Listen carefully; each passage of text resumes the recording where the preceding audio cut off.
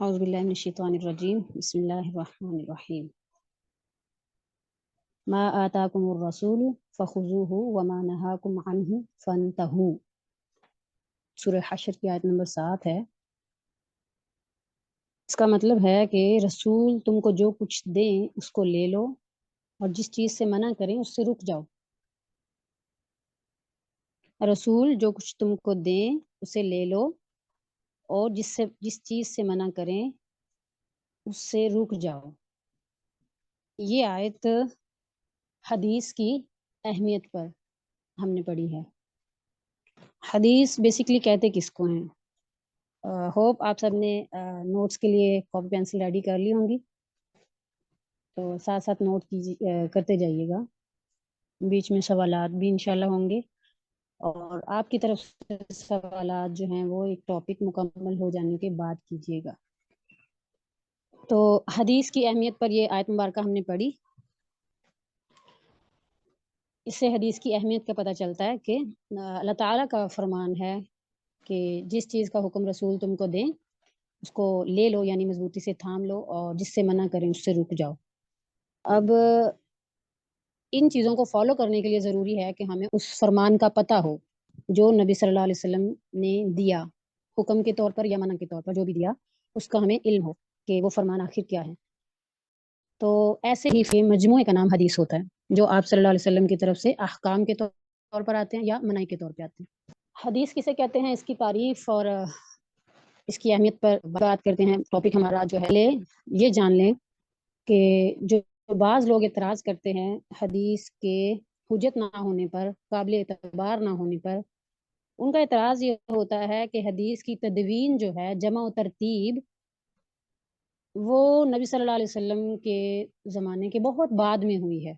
सो ऐसी चीज़ जो आप सल्लल्लाहु अलैहि वसल्लम के जाने के बहुत ज़माने बाद वजूद में आई, वो काबिल एतबार कैसे हो सकती है? इसको बोलते हैं तदवीन हदीस पर एतराज़। तदवीन यानी जमा व तरतीब, किसी चीज़ को जमा करके तरतीब देना, बाब बनाना, उसको महफूज करना। ठीक है? हदीसें ईजाद नहीं की गई बल्कि जमा करके तरतीब दी गई हैं, पहले से मौजूद थी। तो उसके जवाब में मुख्तसरन इतना जान लें कि अहादीस नबी सल्लल्लाहु अलैहि वसल्लम के जाने के बहुत बाद के ज़माने में नहीं तरतीब दी गई, बल्कि खुद रसूलुल्लाह सल्लल्लाहु अलैहि वसल्लम के ज़माने में ही लिखी गई हैं अहादीस। तदवीन हदीस चूँकि हमारा मौज़ू नहीं है, इसलिए इस पर बहुत तफ़सील से बात नहीं होगी, लेकिन इसके मुख्तलिफ़ अदवार हैं। सहाबा के दौर में तदवीन हदीस पर जो काम हुआ, उसमें जो कंटेंट हमारे पास पहले से ही मौजूद था किताबों की शक्ल में, सहीफ़ों की शक्ल में, सहीफ़ा अम्र इब्न आस, सहीफ़ा हम्माम, सहीफ़ा अबू हुरैरा, और जो लोग ये एतराज़ करें कि नबी सल्लल्लाहु अलैहि वसल्लम ने खुद मना किया था अहादीस लिखने से, तो उनको भी चाहिए कि इसकी जांच करें, क्योंकि ये हुक्म एक ख़ास अरसे तक था, जब तक कि नबी सल्लल्लाहु अलैहि वसल्लम ने ये कहा कि मेरी तरफ से कुछ ना लिखो। तब तक ये एहतमाल था कि लोगों के लिए कुरान और हदीस में फ़र्क करना मुश्किल हो गया और कुरान की हिफाजत में मसाइल ना आ जाए, और ये हुक्म सिर्फ 7 हिजरी तक था। उसके बाद खुद नबी सल्लल्लाहु अलैहि वसल्लम ने लिखने का भी हुक्म दिया, मेरी तरफ से लिख लो, और अम्र इब्न आस रज़ियल्लाहु ताला अन्हु ख़ास तौर पर लिखा करते थे। तो उनको लोगों ने मना किया कि ना लिखा करें, क्योंकि उस वक़्त कुरान भी लिखा जा रहा था ना, आप सल्लल्लाहु अलैहि वसल्लम की हयात तैयबा में। तो लोगों का कहना ये था कि कभी नबी सल्लल्लाहु अलैहि वसल्लम चूँकि बशर हैं, तो कभी खुशी में, कभी गम में, कभी गुस्से की हालत में, तो ऐसी भी कोई बात मुँह से निकाल देते हैं जो नहीं लिखी जानी चाहिए। आप जो भी बात सुनते हैं वो लिख लेते हैं, तो ये मुनासिब नहीं। ये बात खुद उन सहाबी ने रसूलुल्लाह सल्लल्लाहु अलैहि वसल्लम से जब अर्ज़ की, तो आप सल्लल्लाहु अलैहि वसल्लम ने अपने मुँह की तरफ इशारा करके फरमाया कि इस मुँह से हक़ के सिवा कुछ नहीं निकलता, तुम लिख लिया करो। अगर किसी को इन चीज़ों के रेफ़रेंसेस की ज़रूरत हो, तो प्लीज़ इनको खुद तलाश कीजिएगा, क्योंकि आज इस दौर में सर्च करना इतना मुश्किल नहीं है, तो कर लीजिएगा। ये इजाज़त उसी वक़्त मिल गई थी कि इसे लिखा करें। सो हदीस का लिखा जाना दौर नबवी से ही साबित है। वो मुख्तलिफ़ सहीफ़ों की सूरत में था। इसी तरह फ़तह मक्का के मौका पर आप सल्लल्लाहु अलैहि वसल्लम ने खुतबा इरशाद फ़रमाया فتح مکہ پر آپ صلی اللہ علیہ وسلم نے جو خطبہ ارشاد فرمایا تو وہاں موجود ایک صاحب نے عرض کی کہ حضور میرے لیے اس کو لکھوا دیجئے، تو آپ صلی اللہ علیہ وسلم نے حکم فرمایا کہ اسے اس کے لیے لکھ دو۔ ابو شاہ ان کا نام لیا جاتا ہے۔ تو حدیث کے لکھنے کا عمل دور نبوی سے شروع ہو چکا تھا، لکھے جانے کا عمل۔ یہ ساری معلومات اس لیے جاننا ضروری ہے کہ منکرین حدیث کا بھی ایک گروہ موجود ہے جو حدیث کو سرے سے حجت ہی نہیں مانتا، اور پھر اس کے بعد بڑے عرصے تک سینہ بسینہ روایات منتقل ہوتی رہیں، اور لکھے جانے کا باقاعدہ منظم طور پر کوئی کتاب یا کوئی اس طرح سے علم موجود نہیں تھا حدیث کا۔ مختلف لوگوں کے پاس مختلف صحیفے موجود تھے، اس میں ہر چیز مطلب طہارت کی حدیثیں، فقہ کی حدیثیں، یا کہہ لیں کہ جہاد کی حدیثیں، اس طرح سے ان کو چیپٹر وائز الگ کر کے نہیں لکھا گیا تھا، لیکن موجود تھی کہیں کہیں لکھی ہوئی۔ آپ صلی اللہ علیہ وسلم کے کچھ خطوط تھے، کچھ حکم نامے تھے جو گورنروں کو لکھے گئے، اس طرح موجود تھی۔ لیکن پہلی صدی ہجری کے اختتام میں عمر بن عبدالعزیز کے دور میں یہ کام باقاعدہ طور پر سرکاری سطح پر شروع ہوا، اور یہ عمر بن عبدالعزیز ہی ہیں جنہوں نے اس کام کو شروع کرنے کا حکم دیا۔ پھر تابعین کی ایک بڑی جماعت اس وقت مختلف علاقوں میں، مختلف شہروں میں موجود، مدینہ، بصرہ، کوفہ میں موجود تابعین کی جو جماعت تھی، انہوں نے یہ کام کرنا شروع کیا۔ حدیث کی تدوین میں بہت نمایاں نام جو ہیں وہ ہیں امام زہری، امام مالک، عبداللہ بن مبارک، ربیع بن سبی، اور یہ صرف پہلا دور ہے۔ دور نبوی کے بعد تدوین حدیث کا یہ پہلا دور ہے جس میں تابعین نے صرف حدیثوں کو جمع کیا، اور اس سے آگے پھر دوسری صدی ہجری میں مزید کام ہوا، حدیثوں کو فقہ کی ترتیب سے لکھا گیا، حدیثوں کو اور دوسری ترتیبوں کے ساتھ مختلف کتابیں، کسی نے راویوں کے ناموں کے اعتبار سے، کسی نے سن وار حدیثوں کو لکھنا شروع کیا، احکامی حدیثیں علیحدہ کی۔ تو یہ تدوین حدیث کے 3 مراحل ہیں، پہلی صدی ہجری، دوسری اور تیسری صدی ہجری۔ تیسری صدی ہجری کا جو زمانہ ہے وہ امام بخاری تک آ کر مکمل ہوتا ہے، جن کی کتاب صحیح البخاری بہت مشہور ہے۔ تو اس طرح علم حدیث جو ہے نا 3 صدیوں تک اس پر مسلسل اس کی تدوین پر کام ہوتا رہا۔ اب آ جائیں علم اصول حدیث پر۔ تدوین حدیث جب سمجھ میں آ گیا ہو تو یہاں تک اگر کسی کو کچھ پوچھنا ہے تو پوچھ لیجیے۔ السلام علیکم۔ مجھے ٹھیک سے سمجھ نہیں آیا کہ کب لکھنا شروع کیا گیا، یہ خلفۂ راشدین کے دور میں تھا کہ نہیں، یہ اس کے بعد کا ہے؟ لکھنا شروع کیا گیا دور نبوی سے ہے جی۔ علم اصول حدیث، یہاں تک ہم نے جو بات کی وہ تدوین حدیث پر تھی۔ تدوین حدیث پر 3 صدیوں میں جو کام ہوا اس پر مختصر ہم نے جان لیا۔ اب ہے جی علم اصول حدیث۔ علم اصول حدیث کیا چیز ہے؟ یہ کیا علم ہے؟ یہ ایک ایسے ضابطوں کا علم ہے، ایسے قاعدوں کا علم ہے جن کے ذریعے سے کسی بھی حدیث کے راوی یا متن کے حالات کی اتنی جانکاری حاصل ہو جائے کہ اس راوی یا اس کی روایت کے قبول کرنے یا رد کرنے کے معیار معلوم کیے جا سکے۔ اصول حدیث کی تعریف پھر سے سن لیجئے۔ اصول حدیث جیسا کہ اصول سے سمجھ میں آ رہا ہے کہ یہ کچھ اصولوں اور کچھ ضابطوں کا نام ہے جن کے ذریعے سے کسی بھی حدیث کے راوی یا متن کے حالات معلوم کرنے ہوتے ہیں، اس اعتبار سے کہ ان کو قبول کیا جائے یا رد کیا جائے۔ تو یہ کچھ معیارات طے کر دیے گئے ہیں، اور ان معیارات کو جاننے کے لیے کچھ اصطلاحات ہیں جن کو اصول حدیث کی اصطلاحات کہا جاتا ہے۔ یہ چیز میں آپ کو سمجھانے کے لیے بتا رہی ہوں۔ علم اصول حدیث کی مختصر تعریف لکھنے کے لیے میں آپ کو بتا دیتی ہوں جو آپ نے نوٹ کرنی ہے۔ یہ وہ علم ہے جس کے ذریعے سے حدیث کے احوال معلوم کیے جائیں۔ علم اصول حدیث وہ علم ہے جس کے ذریعے حدیث اور روایت کرنے والے کے، یعنی راوی اور روایت دونوں کے احوال معلوم کیے جائیں۔ علم اصول حدیث کا سبجیکٹ کیا ہے، یعنی علم اصول حدیث کا موضوع کیا ہے؟ یہ تو سمپل ہے، سب کو سمجھ میں آ گیا ہوگا کہ اس میں کس پر بحث کی جاتی ہے یا کس پر جانچ پرکھ کی جاتی ہے. ہمارے پاس وہ مین چیز کیا ہے؟ سبجیکٹ حدیث ہوتی ہے. اور اس کا پرپز اصل میں کیا ہے؟ علم اصول حدیث کا پرپز یعنی غرض کیا ہے؟ مقصد یہ ہوتا ہے کہ حدیث کے احوال معلوم کر کے مقبول حدیث پر عمل کیا جائے اور غیر مقبول کو رد کیا جائے. علم اصول حدیث کی غرض یہ ہے، پرپز یہ ہے کہ حدیث کے احوال معلوم کر کے مقبول حدیث پر عمل کیا جائے اور غیر مقبول کو رد کیا جائے. یہ اصول حدیث کی تعریف، موضوع اور اس کا پرپز تھا. آگے چلیں. حدیث کی تعریف.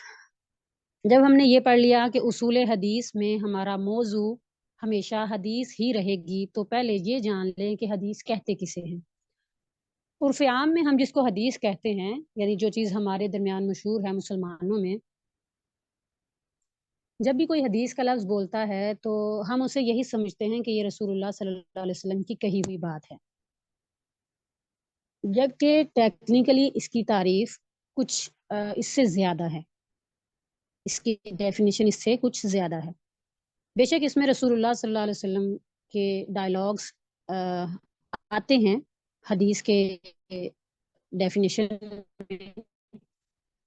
افعال، حدیث کہ رسول اللہ صلی اللہ علیہ وسلم کے اقوال، افعال اور تقریر کو. اقوال قول کی جمع ہے، مینس ڈائلاگ. افعال فعل کی جمع یعنی ایکٹ. اور تقریر سے مراد ہے کہ آپ صلی اللہ علیہ وسلم کے سامنے کوئی کام کیا گیا اور آپ صلی اللہ علیہ وسلم نے اس کو منع نہیں فرمایا، تو یعنی آپ نے اس کو برقرار رکھا.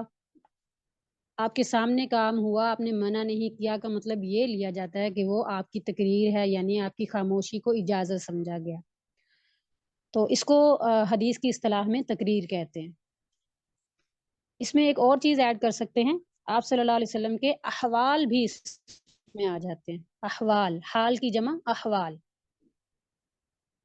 حال کیا ہوتا ہے؟ آپ صلی اللہ علیہ وسلم کا چہرہ مبارک، داڑھی کا انداز، آپ کے بالوں کا انداز، بات کرنے کا انداز، چلنے کا انداز.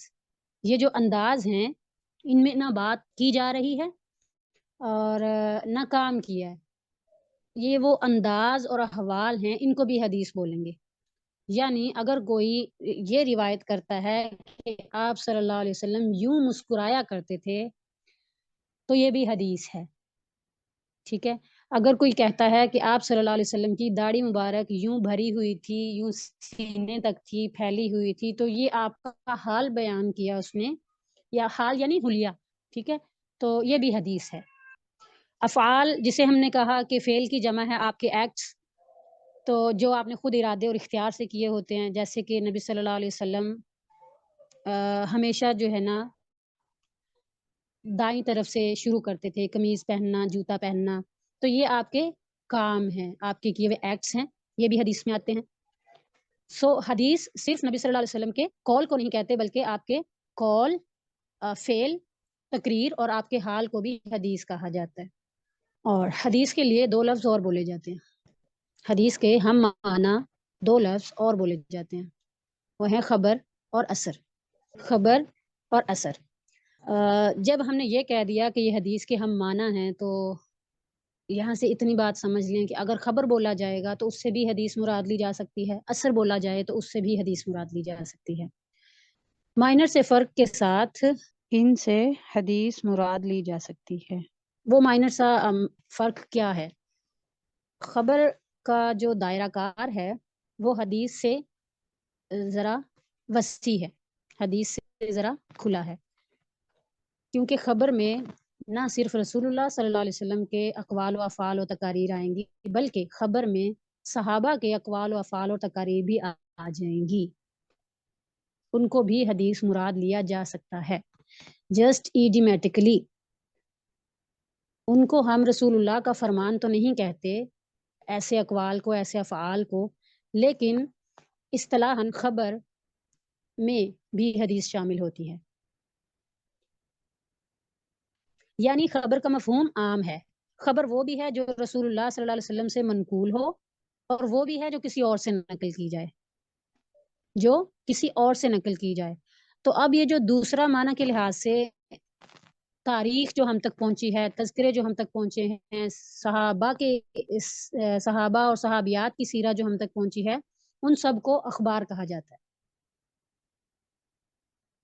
ٹھیک ہے، کیونکہ اخبار میں کیا ہوگا، خبر کی جمع اخبار. اخبار میں کیا ہوگا کہ صحابہ و صحابیات کے اقوال و افعال میں نبی صلی اللہ علیہ وسلم سے انٹریکشنز بھی موجود ہوں گے، اور ان کی اپنی زندگیوں کے حال احوال بھی موجود ہوں گے، جو کہ کوئی تیسرا بندہ ہم تک پہنچا رہے. ٹھیک ہے، اس لحاظ سے خبر کا مفہوم وسیع ہے ذرا حدیث سے. لیکن حدیث کی جگہ خبر اور خبر کی جگہ حدیث بولا جاتا ہے، یہ دونوں ہم معنی ہیں. اور اثر اس مفہوم میں اس سے بھی وسیع ہے. اثر کے لغوی معنی ہوتے ہیں بچی ہوئی چیز. حدیث کی اصطلاح میں صحابہ اور تابعین کے اقوال و افعال کو خصوصاً اثر کہہ دیا جاتا ہے. خصوصاً صحابہ و تابعین کے اقوال و افعال کے لیے، لیکن بالعموم حدیث کو بھی اثر کہہ دیا جاتا ہے. اسی لیے اس مفہوم کے اعتبار سے ہم کہتے ہیں آثار سے یہ چیز منقول ہے، اخبار سے یہ چیز منقول ہے. اخبار اور آثار سے اور اثر کی جمع ہوتے ہیں اخبار اور آثار، جن کو حدیث کے مترادف بھی بولا جاتا ہے. یہاں تک کلیئر ہے؟ میم ذرا کوشچن لے سکتے ہیں؟ جی بنت رفیق نے انڈس کیا، کر لیں انویٹ. السلام علیکم. آپ ادارہ مطلب باقی تو ٹھیک ہے، لیکن یہ خبر اور اثر نے کنفیوز کر دیا. یا مثال دے کے سمجھا دیں گی تو زیادہ بہتر ہو جائے گا. مطلب بھائی صحابہ کی تو سمجھ میں آتی ہے کہ ان کا قول و فعل، ظاہری بات ہے انہوں نے اللہ کے نبی کو دیکھ کے تو وہ اپنی زندگی میں وہ کام کیا، تو ہم ان کو کہہ سکتے ہیں کہ وہ حدیث ہے. ٹھیک ہے، تو یہ جو تابعین کی بات کو خبر اثر، یہ اس نے کنفیوز کر دیا. مطلب یہ کیسے ہو سکتا ہے کہ وہ اللہ کے ولی تھے اس لیے؟ کیسے؟ آپ کے سوال سے ایسے لگ رہا ہے جیسے ہم نے حکم لگا دیا ہو کہ تابعین کے اقوال و افعال کو بھی حدیث کا درجہ دے دیا جائے. اچھا ٹھیک ہے. بلکہ مطلب علم حدیث. اصول حدیث کو سیکھا اور پڑھا ہی اسی لیے جاتا ہے کہ ان اقوال و افعال کے درمیان فرق کر کے ان کو ان کے درجات طے کیے جائیں اور پھر شریعہ میں ان کا معیار مقرر کیا جائے. یہاں جو بہت سمجھنے شکریہ. کی چیز ہے وہ یہ ہے کہ جب بھی خبر اور اثر بولا جائے یا احادیث کی کتابوں میں جب خبر بولا جاتا ہے تو اس سے حدیث ہی مراد ہوتی ہے.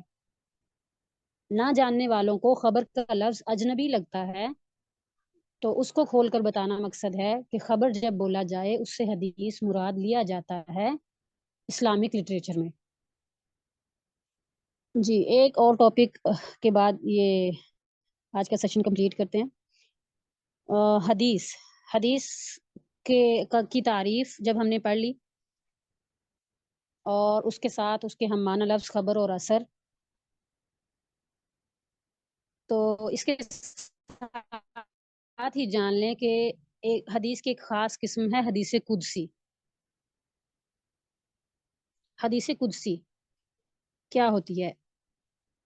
یوں تو تمام احادیث یا احادیث میں جو بھی احکام آئے ہیں وہ سبھی اللہ کی طرف سے ہیں، صرف الفاظ رسول اللہ صلی اللہ علیہ وسلم کے ہوتے ہیں. لیکن اگر آپ نے کسی بات کی نسبت خود کہہ کے اللہ تعالیٰ کی طرف کر دی تو وہ حدیث قدسی کہلاتی ہے. یعنی یہ تو ہم مومنین کا ایمان ہے نا اس بات پر کہ نبی صلی اللہ علیہ وسلم وحی کے سوا کچھ نہیں بولتے اور وحی کے سوا کچھ نہیں کرتے. تو اس مفہوم سے ہم آپ صلی اللہ علیہ وسلم کی ساری زندگی کو ہی حدیث کہہ سکتے ہیں، آپ کے اقوال افعال کو. لیکن حدیث قدسی اس میں سے خاص اس لیے ہے کہ اس میں خود صراحتاً واضح طور پر نبی صلی اللہ علیہ وسلم نے اس قول کی نسبت اللہ کی طرف کی ہوتی ہے. جیسے حضرت ابو ذر غفاری رضی اللہ تعالیٰ عنہ سے روایت ہے مثال کے طور پہ کہ آپ صلی اللہ علیہ وسلم کا ارشاد ہے، اللہ تعالیٰ فرماتے ہیں یا عبادی، اللہ تعالیٰ فرماتے ہیں یا عبادی انی حرمت الظلم علی نفسی وجعلتہ بینکم محرما فلا تظالموا. تو اب کہہ سکتے ہیں سارا قرآن بھی اللہ ہی کی طرف سے ہے، اور یہ نبی صلی اللہ علیہ وسلم کا قول مبارک جس میں آپ اللہ کی طرف نسبت کر رہے ہیں کسی قول کی، تو قرآن میں اور حدیث قدسی میں فرق کیا ہے؟ یوں تو سارے احکام اللہ کی طرف سے ہیں، لیکن اگر کسی بات کی نسبت صراحتاً رسول اللہ نے اللہ کی طرف کر دی ہے تو وہ حدیث قدسی کہلاتی ہے، وہ قول حدیث قدسی کہلاتا ہے. ٹھیک ہے، تو اب حدیث قدسی میں اور قرآن میں کیا فرق ہے؟ دو فرق ہیں، غور سے سمجھ لیجئے. نمبر ایک تو یہ کہ قرآن میں الفاظ بھی اللہ تعالیٰ کی طرف سے ہوتے ہیں اور مفہوم بھی. قرآن میں الفاظ بھی اللہ تعالیٰ کے ہوتے ہیں اور مفہوم بھی، جبکہ حدیث قدسی میں مفہوم اللہ تعالیٰ کی طرف سے آیا اور الفاظ نبی صلی اللہ علیہ وسلم کے ہیں. ٹھیک ہے جی. دوسرا فرق، قرآن ہم اس کو کہتے ہیں جس کا ہر حرف ایک ایک حرف ہم تک تواتر سے پہنچا ہے، یعنی مسلسل شہادتوں کے ساتھ، جس کے ایک حرف میں بھی تبدیلی نہیں آئی، اس کو ہم قرآن کہتے ہیں. لیکن حدیث قدسی کا اس طرح سے تواتر سے منقول ہونا شرط نہیں ہے. حدیث قدسی کا اس طرح تواتر سے منقول ہونا شرط نہیں ہے. تواتر کہتے ہیں فریکوینٹلی جو کوٹ کیا جاتا ہے کوئی چیز. جی سمجھ میں آ گیا حدیث قدسی اور قرآن میں دو فرق؟ میں دوبارہ بتا دوں، حدیث قدسی وہ حدیث ہے جس قول کی نسبت نبی صلی اللہ علیہ وسلم نے صراحتاً اللہ تعالیٰ کی طرف کر دی ہو کہ یہ اللہ نے فرمایا ہے. اب سوال پیدا ہوتا ہے کہ اللہ تعالیٰ کا کلام تو قرآن ہے، پھر قرآن اور حدیث قدسی میں فرق کیا ہوا؟ 100 سے زیادہ حدیث قدسیہ منقول ہیں. حدیث قدسی اور قرآن میں فرق یہ ہے کہ قرآن میں الفاظ بھی اللہ تعالیٰ کے ہوتے ہیں، جبکہ حدیث قدسی میں الفاظ اور عبارت جو ہے وہ رسول اللہ صلی اللہ علیہ وسلم کی طرف سے ہوتی ہے، ٹیکسٹ. ٹھیک ہے. اور دوسرا فرق یہ ہے کہ قرآن کا ہر لفظ تواتر سے ثابت ہے، جبکہ حدیث قدسی کا تواتر سے ثابت ہونا ضروری نہیں. اب تواتر کیا ہے یہ بات سمجھ لیں. تواتر کہتے ہیں حدیث کی اصطلاح میں کہ ہر زمانے میں اس کو نقل کرنے والے، اس کو آگے کوٹ کرنے والے اتنے زیادہ لوگ موجود ہوں کہ جن سب کا جھوٹ پر جمع ہو جانا ممکن نہیں. ٹھیک ہے. لیکن حدیث قدسی ہر زمانے میں اتنے لوگوں سے نقل نہیں کی جاتی. ممکن ہے اسے کسی ایک یا دو لوگوں نے نقل کیا ہو. اب وہ ایک الگ بحث ہے کہ وہ کتنے معتبر ہیں اور وہ کتنے عادل ہیں اور وہ کتنے پارسا ہیں کہ ان کی کہی ہوئی بات کو کیا درجہ دیا جائے، یہ ایک الگ بحث ہے. ابھی حدیث اور قرآن کا فرق، حدیث قدسی اور قرآن کا فرق یہ ہے کہ حدیث قدسی کا تواتر کے ساتھ منقول ہونا ضروری نہیں. میم ذرا بس اتنا ہے یہاں آج کا. تک کچھ پوچھنا تو پوچھ لیجئے. جی میم ذرا ایک چیٹ میں میسج آیا، خبر کسے کہتے ہیں؟ کائنڈلی اس کو ایک بار ریپیٹ کر دیں.